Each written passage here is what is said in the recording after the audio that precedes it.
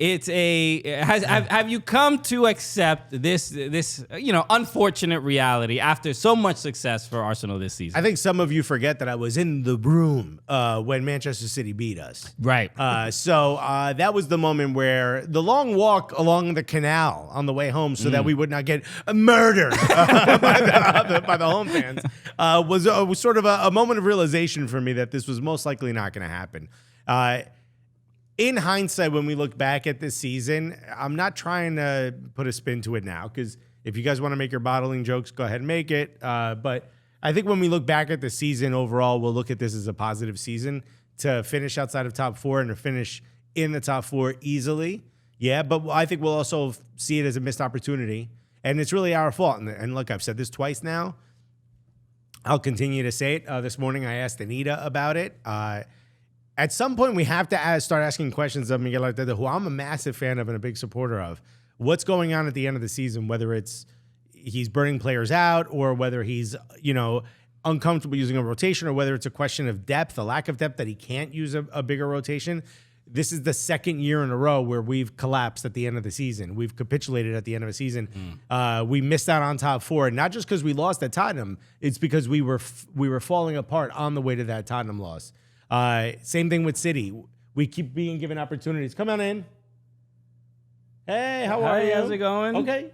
Thank you. Yeah, you can live right there. Right there's perfect. Okay. Thank you so much. Appreciate Mail it. lady dropped off. Okay. Find the That's Blangolan Postal Service. Postal Service. Doing their job, dude. I love her. She saluted the Blangolan flag as always. Yeah. She was like, I don't know what the hell's going on in there. I pledge allegiance to the flag. Yeah. Love to see it. So thank you for breaking this up because it was starting to get terrible to say. But yeah, this is the second year in a row we're towards the end. We've completely fallen apart. And at some point, Mikel Arteta is going to have to give me or us fans, me specifically, us fans, What does he owe you? a reason as to why this continues to happen. And also next season, it's something I'm going to be keeping an eye on because I do believe that Mikel Arteta has what it takes to be the manager of the next, I don't want to say Wenger because people are going to put too much on it, but the next long-term manager of ours, long-term meaning a lot of success through the years, so on and so forth. A 3-0 against Brighton, as much as it would have been great if Everton would have been able to hold Manchester City, tall task, hold Manchester City to a draw. I mean, a mountain. It's a mountain to climb. There was I kind of had this belief that it might happen before, whether we lost or not. I kind of like, Everton might kind of get this thing done. Yeah, I guess. Look, I mean, they beat Brighton 5-1. Their last match.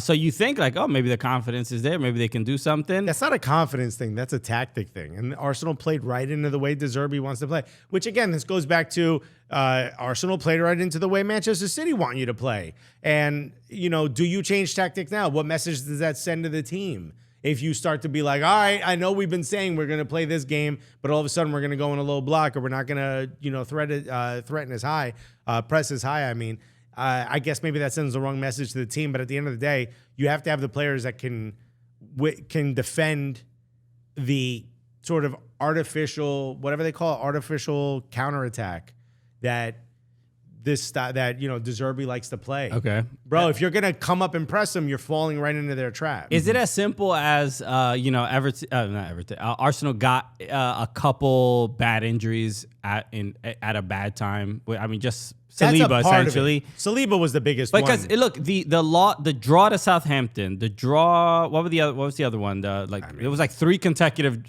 drop matches with drop points. Those.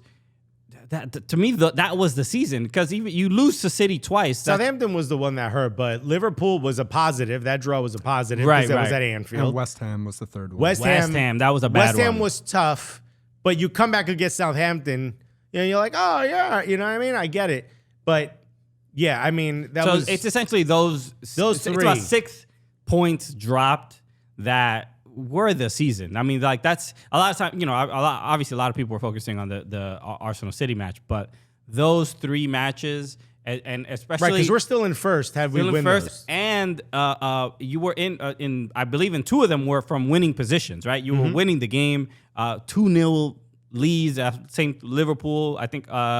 Not with Southampton. I forgot which ones specifically, but there were leads that you guys dropped. And to me, that's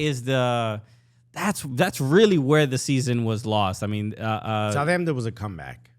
Right. But yeah, Liverpool. But and also, West Ham. you shouldn't be in that position with the last place team. Who obviously, Southampton were relegated. So, Agreed. I don't think we should be losing to Brighton 3-0 either. Yeah, you would look. They should have won. They should have sorted this game out in the first half, and so it was unfortunate. But look.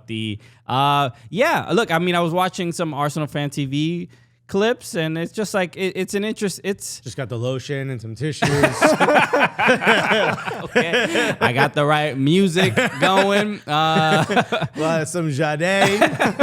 It is a. I feel somewhat bad. I mean, for Arsenal fans. I mean, it's like it was in their hands. People are gonna so think long. People are gonna think I'm lying, but I feel bad. I feel terrible, because it would have been a good opportunity. But last season we missed out on fourth. We came storming back, and now we're gonna finish second. That's great.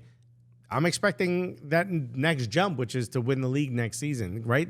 If you want progress every year, the only way to progress is to win this league. I said this about Manchester United when Ole Gunnar Solskjaer had them finish second. I guess we could win trophies next season, but the only step up for you is to win the league next year, right? That's the only way for you to make progress. Mm-hmm. So I'm going to hold Mikel Arteta to the same standard. But I do think being in Champions League, getting back to that position after so long being out of it, these are all positives. But there's a bitterness. There's a bad taste left in your mouth because we were at the top of the league for so long. But people were like, oh, City's having a down year. Bro, they were killing it. They just weren't as... They just didn't start strong. Yeah, they just didn't start as strong as everyone thought they should. Right. They were still very strong. There's been times where it's come to the point where in order to beat Manchester City, 92 points is what you need in a season. Mm-hmm. That's it. There's just no other way. Yeah. And also, low key, if it wasn't for us, this league would be boring as hell, bro.